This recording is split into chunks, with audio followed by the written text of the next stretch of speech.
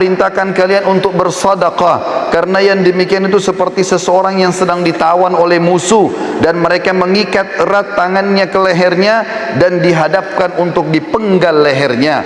Kemudian dia pun berkata kepada orang-orang yang akan memenggalnya, saya menebus diriku dengan seluruh harta yang aku miliki. Akhirnya mereka pun melepaskannya.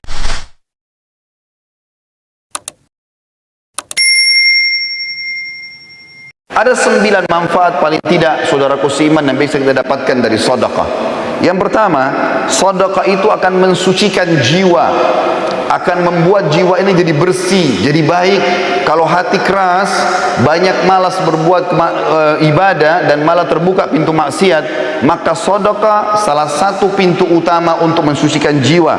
Sebagaimana Allah sebutkan dalam surah At-Taubah ayat 103, A'udzu billahi minasyaitonir rajim.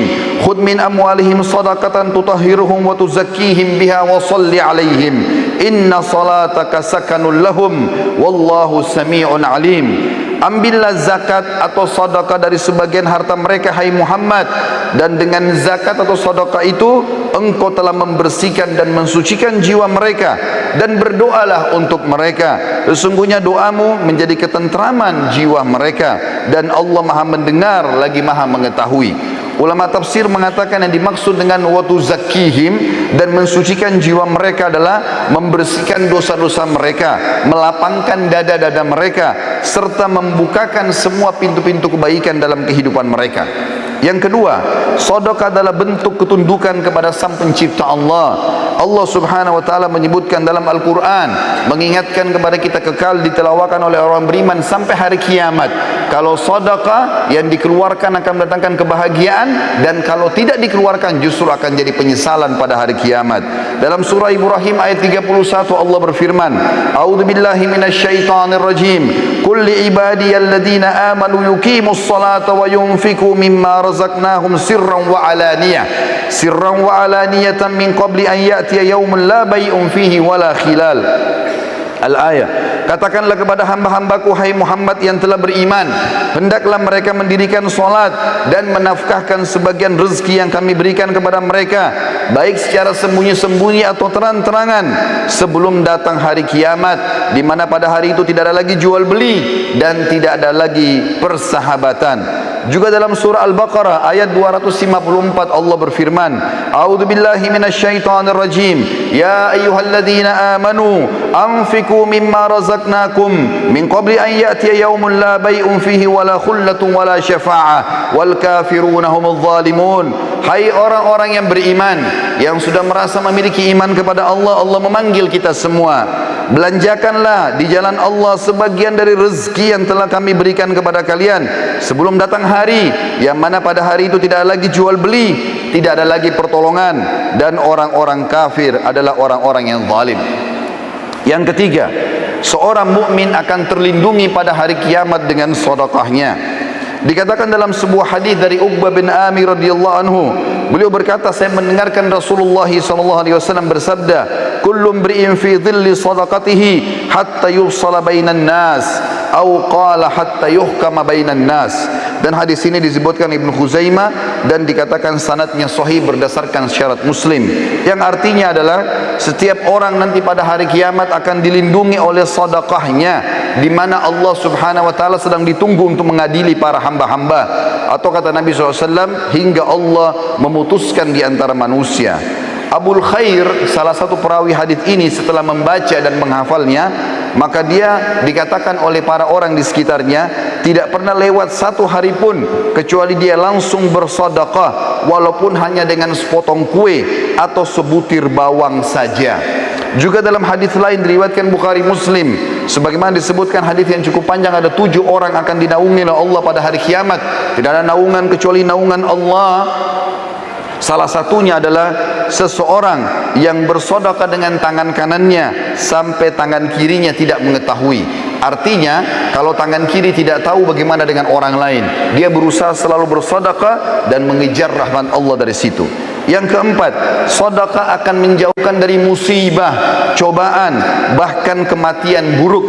Sebagaimana dijelaskan dalam sebuah hadis diriwayatkan Tabarani dalam kitab Al-Kabir dengan sanad hasan, kata Rasulullah sallallahu alaihi wasallam, "Sana'iul ma'rufi taqiyu masari as-su' wa sadaqatus sirri tudfi'u ghadabur rabb wa silatur rahim tazidu fil umur." Perbuatan-perbuatan baik dan kepatuhan kepada Allah akan menghindarkan diri dari pintu-pintu keburukan.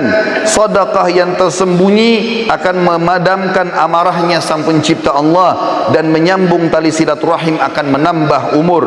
Di dalam hadis yang lain dari Anas bin Malik radhiyallahu anhu, bahwasanya Rasulullah sallallahu alaihi wasallam bersabda, "Innas sadaqata la tudfi'u ghadabur rabb wa tadfa'u an mitati su'." Ketahuilah bahwasanya sedekah dapat memadamkan amarahnya Sang Pencipta karena sudah melanggar, dan menghindarkan diri dari kematian yang buruk.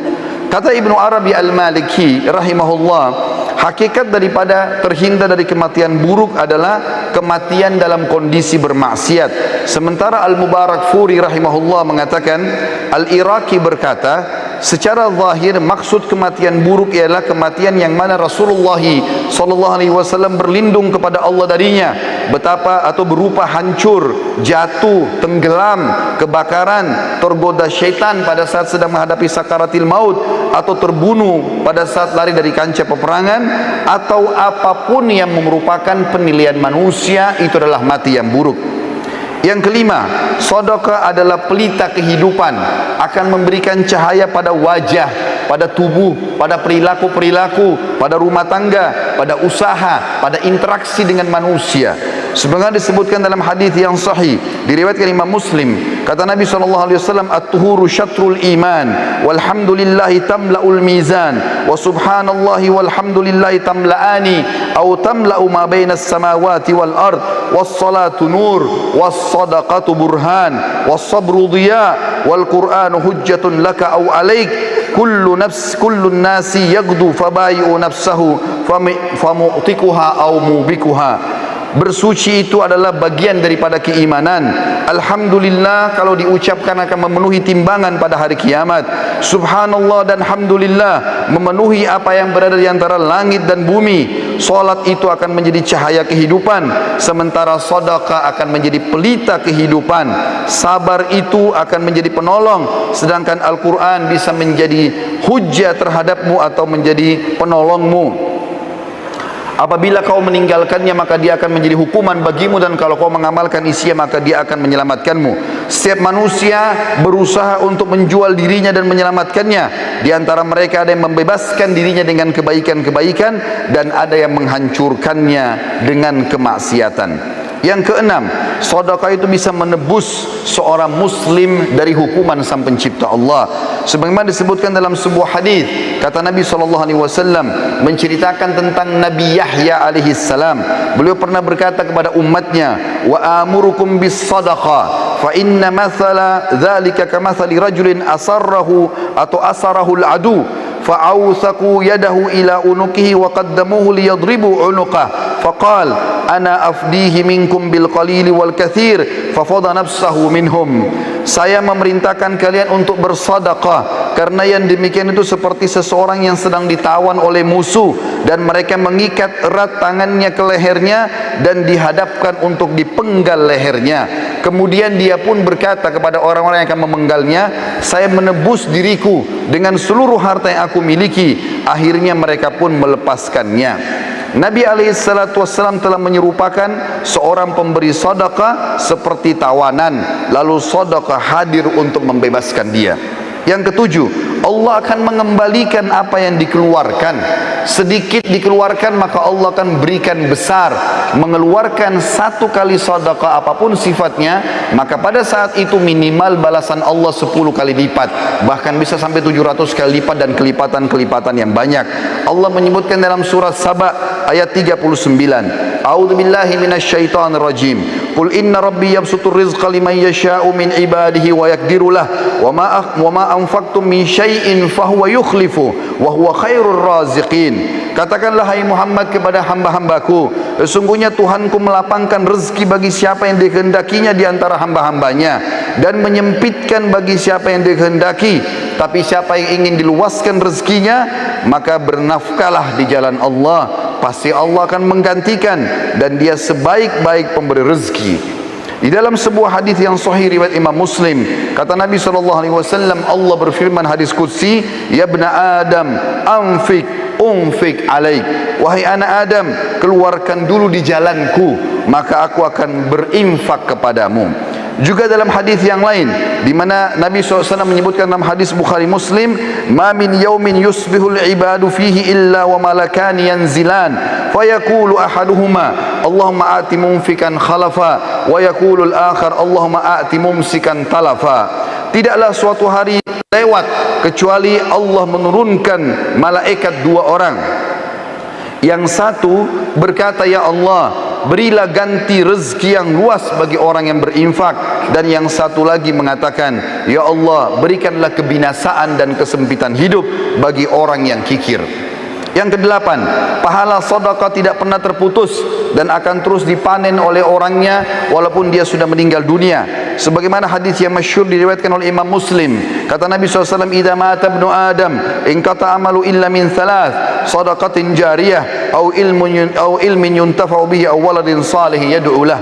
Apabila anak Adam meninggal dunia, maka terputus segala sumber pahalanya kecuali dari tiga, sedekah jariyah. Berapa banyak teman-teman sekalian celengan masjid yang lewat depan kita yang sudah jelas-jelas dipakai untuk aktivitas kebaikan, tapi kita sia-siakan, bahkan kita berusaha untuk mencari uang yang paling kecil, padahal itu akan menjadi amal jariah buat kita. Mungkin untuk pembangunan tempat kamar mandi, atau mungkin biaya untuk kegiatan-kegiatan agama. Berapa banyak yang kita bisa dapatkan, tapi orang sering melewatkan kotak-kotak amal tanpa memberikan sedekah. Berapa banyak orang miskin yang sudah minta depan matanya, maka syaitan membisikkan sambil mengatakan orang itu masih kuat, mungkin anak pinjaman atau apalah bahasa syaitan, dan dia masih bisa bernegosiasi dengan syaitan sehingga buku amalnya kosong dari sedekah pada hari itu.